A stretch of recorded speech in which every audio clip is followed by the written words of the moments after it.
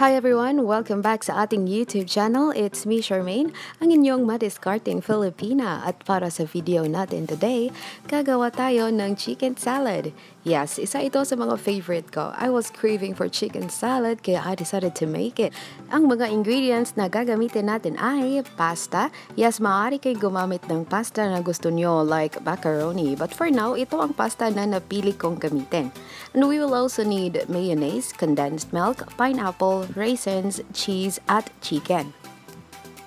So now, let's start by cooking our chicken and pasta. So, pinakuluan ko ang ating chicken and don't forget to add salt to taste. Sa kabila naman ay ang ating pasta. Also, lagyan natin ng salt at oil ang ating boiling water bago natin ilagay ang pasta. And once it's cooked, iset aside natin and then let it cool. Sa lahat nga po pala ng bago pa dito sa ating channel, don't forget to like, subscribe, and hit the notification bell.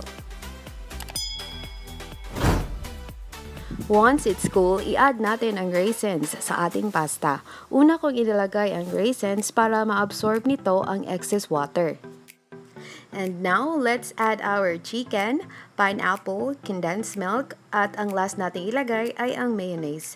And yes, let's make sure na malamig na talaga ang ating pasta para hindi maging oily ang ating chicken salad.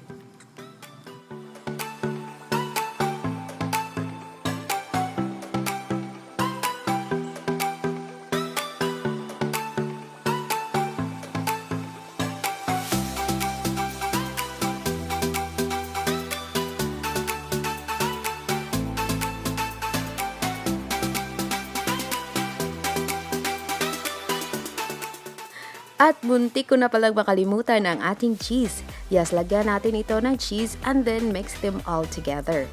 And voila! Ito na ang ating paboritong chicken salad. Makikita nyo ang list of ingredients on the description box below. Napakasarap po nito and I'm sure magugustuhan nito ng inyong family and friends. Thank you so much for watching. Sana po ay may natutunan kayo sa video na ito dito sa ating YouTube channel. Once again po, this is Charmaine Tribajo, ang inyong madiscarding Filipina na nagsasabing madali lang kumita ng pera, diskarte lang ang kailangan at tsak makakamit rin natin ang ating mga pangarap. Kaya, laban lang!